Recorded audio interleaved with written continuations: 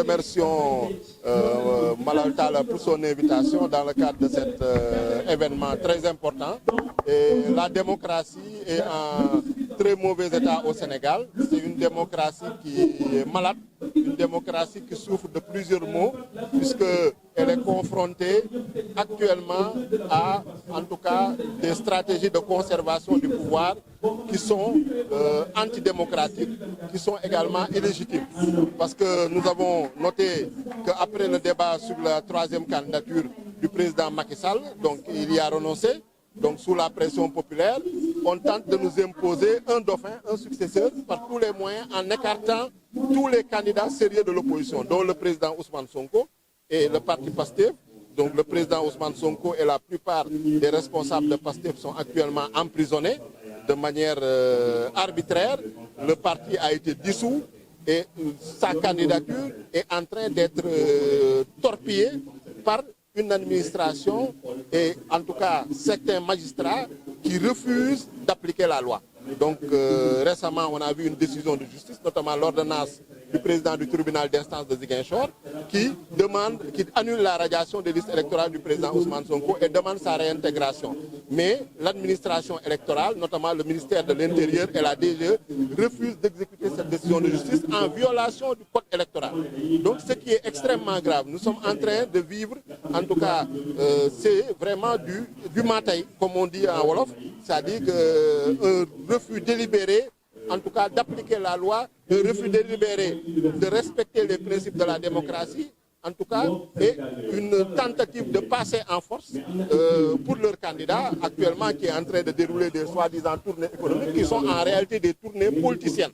Et les opposants sont soit emprisonnés, ils sont soit empêchés de mener leurs activités. On ne peut même plus tenir un point de presse. Le droit à la manifestation est complètement piétiné puisque manifester peut valoir la mort actuellement au Sénégal. Depuis 2021, il y a plus de 100 manifestants qui ont été tués et aujourd'hui, il n'y a aucune enquête. Donc pour dire que l'état de la démocratie, ça dit qu'en tout cas, en très mauvaise situation, on est dans une très mauvaise posture. Maintenant, nous comptons sur des événements comme ceci.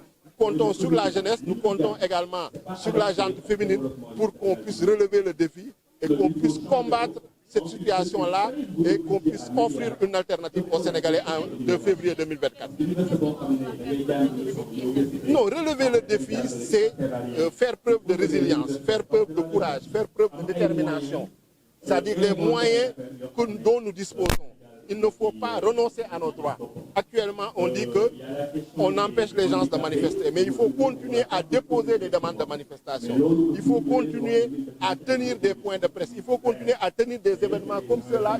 Les gens vont discuter, vont dialoguer, vont partager, parce que l'opinion actuellement est favorable à l'alternative. Mais on veut faire croire que faire peur aux gens, intimider les gens, menacer les gens pour qu'ils restent chez eux et renoncent à leurs droits. Et la jeunesse ne doit pas accepter cela parce que la jeunesse, l'avenir, c'est pour eux.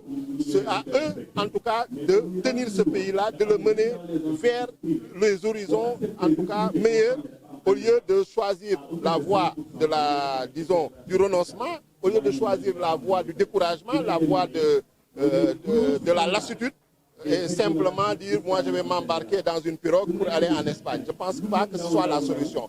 Mais il faudrait que la jeunesse prenne son destin en main. Donc par tous les moyens, on ne demande pas à la jeunesse d'aller affronter les forces de l'ordre, mais en tout cas de ne pas renoncer à leur droit. Il faut continuer à se battre. Comme le fait actuellement le président Ousmane Sonko, il est en prison, mais il a décidé de faire une grève de la faim. C'est un moyen d'expression. Chacun, dans son domaine, a ses propres moyens d'expression, ses propres moyens de lutte à sa disposition. Il faut qu'il les exerce. Donc, son état de santé est inquiétant. On nous a appris hier qu'il était dans le coma, en réanimation. Et c'est pourquoi nous réitérons notre appel à sa libération immédiate et sans condition, pour qu'il puisse en tout cas retrouver les siens, pour qu'il puisse également que sa santé soit rétablie. Et je pense qu'il y a eu des engagements qui avaient été tenus par le régime, mais qui n'ont pas été respectés, malheureusement. Et ça, c'est un problème. Donc souvent, les chefs religieux jouent les médiations, font les bons offices, mais non, les tenants actuels du régime n'écoutent pas les chefs religieux. ils sont prêts à écouter les chefs d'État étrangers comme Emmanuel Macron ou le gouvernement espagnol, parce qu'on a vu que l'avocat Juan Branco, les mêmes charges qui pèsent sur Ousmane Sonko pesaient sur lui. Mais lui, il a été libéré après une pression du gouvernement français et du gouvernement espagnol. Donc c'est ça un peu le paradoxe dans notre pays. Waaw donc voilà ñoo ngi leen di nuyu di leen sant di remercier également waa structure bi Guédiawaye Hip Hop di remercier Malal Talla Fou Malade pour